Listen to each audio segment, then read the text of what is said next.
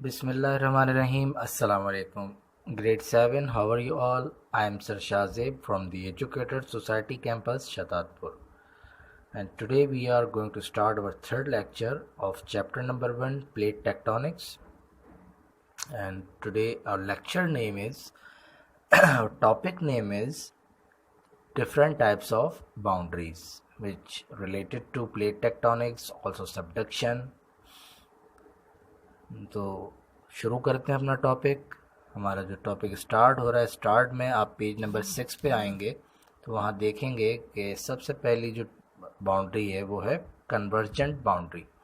Convergent boundary क्या है कि जब प्लेट्स टेक्टोनिक्स का आपस में जो बाउंड्रीज जो हैं वो टकराती हैं, जब उनकी मूवमेंट होती है, जब वो एक दूसरे से उनका टकराव होता है, और जिस तरह मैंने प्रीवियस लेक्चर में कहा था कि ये एक साल में चंद सेंटीमीटर होता है, बहुत ज़्यादा नहीं होता, बहुत स्लो मूवमेंट होती है।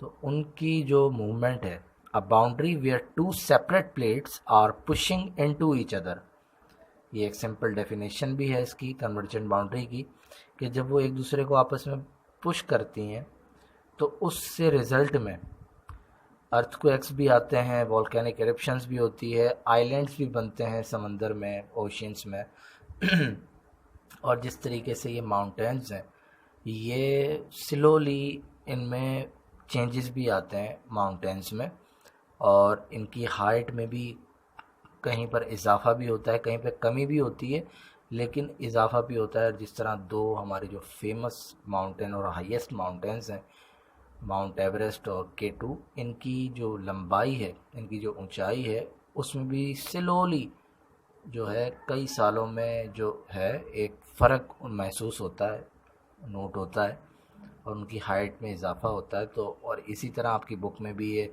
बात है कि एक दिन आएगा कि K2 जो है वो माउंट एवरेस्ट के या तो बराबर हो जाएगी, दोनों बराबर हो जाएंगी, क्योंकि K2 सेकंड हाईएस्ट है, माउंट एवरेस्ट फर्स्ट है। लेकिन जिस तरीके से कन्वर्जेंट बाउंड्रीज़ की मूवमेंट है, तो हो सकता है कि K2 एक दिन आए कि वो माउंट एवरेस्ट से के बराबर या उससे भी लंबी हो जाए, उससे भी ऊपर चली जाए। अब दूसरी जो हमारे पास बाउंड्री है वो है डाइवर्जेंट बाउंड्री। डाइवर्जेंट बाउंड्री क्या है? Divergent boundary, a boundary where plates pull away from each other, वो बाउंड्रीज़ जो एक दूसरे से स्लोली मूव करें, एक दूसरे से दूर होती जाएं, बहुत स्लो मूवमेंट। और इसमें भी आपकी बुक में एक पिक्चर है मैग्मा जो है, लावा भी कह सकते हैं इसको। मैग्मा जो जब इनकी मूवमेंट होती है ना, जब ये बाउंड्रीज एक दूसरे से स्लोली दूर होती हैं, तो ये ज़मीन की तह के अंदर एक मेटल लावा बनता है, रॉक्स के कोलाइड होने से और मूवमेंट की वजह से। तो ये जो मैग्मा बनता है, ये भी इस वजह से बनता है कि डाइवर्जेंट बाउंड्रीज़ की मूवमेंट होती है, और दूसरा वॉल्केनिक एरप्शंस भी इस मूवमेंट में ज़्यादा होने का ख़तरा होता है। अर्थक्वेक्स भी मोस्टली आते हैं, लेकिन ज़्यादातर वॉल्केनिक एरप्शंस जो है वो डाइवर्जेंट बाउंड्रीज़ की मूवमेंट में होती है। और रिफ्ट वैलीज़ जो हैं वो बनती हैं डाइवर्जेंट बाउंड्रीज़ की मूवमेंट में। और मैं एक पिक्चर भी शेयर कर रहा हूँ, उस पिक्चर में भी आप देख सकेंगे कि डाइवर्जेंट बाउंड्रीज़ की मूवमेंट से रिफ्ट वैली किस तरह बनती है। और आपकी बुक पेज नंबर 7 पर भी ये a great rift valley Africa की एक रिफ्ट वैली की पिक्चर है। इस पिक्चर को देख के भी आप समझ सकते हैं कि रिफ्ट वैली क्या होती है। मतलब बहुत बड़े रकबे पर, बहुत बड़ी ज़मीन, मतलब बहुत ज़्यादा रकबे पर, फासले पर, मतलब ज़मीन एक जगह से थोड़ी दबी भी होती है और कई जगह से ऊपर उठी भी होती है, पहाड़ी की शक्ल में, या वैसी उभरी भी होती है।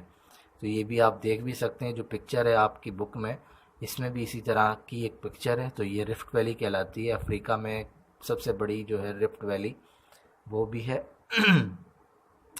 और जो हमारी थर्ड बाउंड्री है वो है ट्रांसफॉर्म बाउंड्रीज़। ट्रांसफॉर्म बाउंड्रीज़ क्या हैं? A boundary where plates slide past each other. अच्छा, ये इस बाउंड्री में एक तो ये एक दूसरे से दूर भी होती हैं, लेकिन ये दूर कम होती हैं।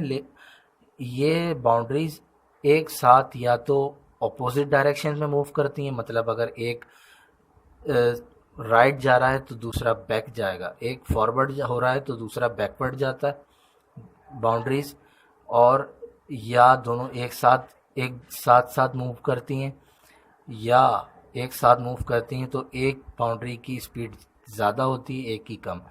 और आपकी बुक में जो पिक्चर है San Andreas fault in California America, अब इसमें जो ये पिक्चर दी हुई है ये एक ट्रांसफॉर्म बाउंड्री की एक फॉर एग्जांपल है।